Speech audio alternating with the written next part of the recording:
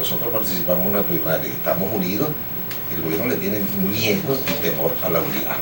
Y la unidad ya hay un modelo de experiencia que le sucedió y los cálculos le salieron mal cuando el año 2015, cuando la Asamblea Nacional. Entonces, el gobierno va a seguir utilizando el mecanismo del órgano auxiliar, que es la Contraloría General de la Nación. Seguimos luchando, nosotros vamos a seguir luchando. Pareciera ser que quisiera repetirse el caso de Barinas, pero sea lo que sea. Tú te imaginas a María Corina, te imaginas a Capriles y a otros más que están ahí y que estemos luchando por el que quede. Nosotros vamos a luchar por lo que creemos. Nosotros creemos que el país requiere de un cambio político, económico y social. Y estoy totalmente de acuerdo. ¿Para qué fuimos a una primaria? ¿O para qué intentamos ir a una primaria? Para escoger la unidad. Ahí sale un solo candidato. Al escoger un solo candidato, bueno, hermano, si antes alguien tenía tanto por ciento, ahora va a tener el total de todos los votos de las primarias. 21, cuando yo fui al proceso de elecciones el 21 de noviembre, meses antes yo estaba inhabilitado. A mí me quitaron la inhabilitación. Por cierto, que eso se ha cuestionado, porque dice que eso es que te entendiste, que Capriles dijo que fue la Contraloría, buscó el oficio, le llevó al servicio su propio carro, eso es parte, producto de negociación de componentes. No hables de componentes. Pero eso hay que decirlo. No tengo que aclarar nada, porque eso fue claro, evidente. Este pueblo votó. Ahora, todo el mundo sabía que yo estaba inhabilitado. Ahora, ¿qué es lo que intentamos? O con María Corina, o con Enrique, que el que gane las primarias va a generar más presión. ¿Y qué va a hacer el gobierno? Pero ¿Qué van a hacer? Ahí está la presión. ¿Por qué yo terminé siendo candidato? Fue la presión que había en la calle. Y tú sabes que fue así. Pero acuérdate que en el 2012 se fue a una primaria y ganó esa oportunidad en esa primaria Enrique Capriles.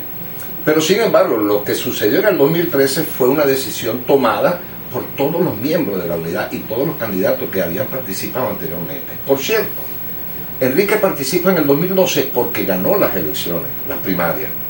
Pero para el 2013, la verdad es que no había muchos aspirantes, pocas personas querían aspirar. Y al final quien tuvo que asumir la situación fue Enrique. Pero vamos a distanciar los tiempos.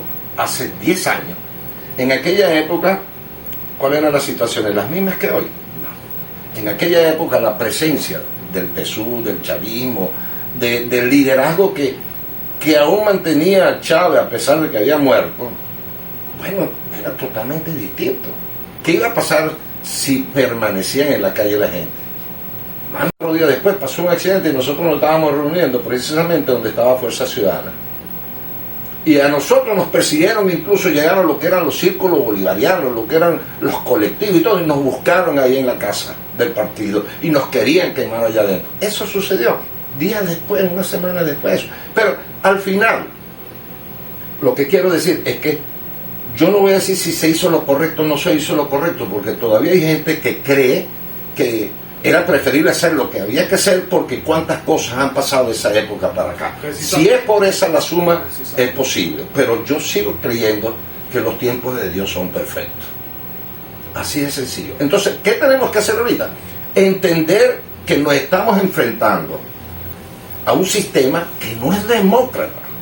No es demócrata. Escribí, daba chance hasta las 4 de la tarde de un día martes, y cuando me voy a escribir, a las 3 de la tarde, me llama el CNE para informarme que yo no me podía separar.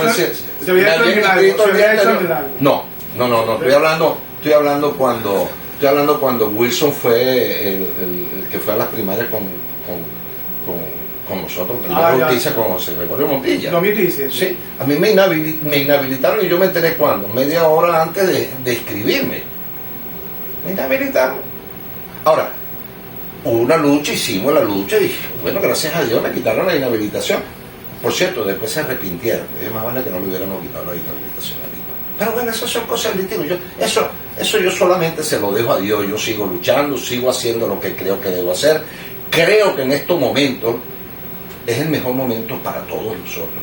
Necesitaba abrir las puertas del proceso electoral para que la gente participara. Porque unos sí, unos no. Porque algunos no quisieron participar, incluso Superlano fue el único de Voluntad Popular que participó. ¿Y por qué a Magno no lo habilitaron? bueno, pues estratégicamente consideraba que tenía posibilidad de algo. No, es que es una cosa muy selectiva, No, es algo muy puntual. Permíteme, ¿cuántas personas de Primero Justicia pudimos participar? No.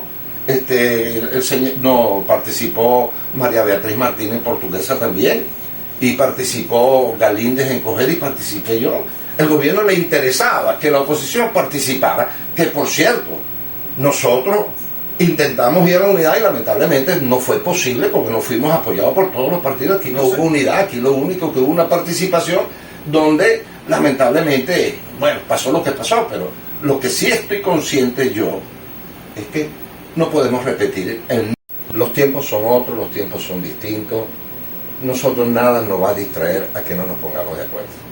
Nosotros necesitamos un candidato porque los adversarios no somos nosotros mismos. Yo voy a estar de acuerdo en muchas cosas.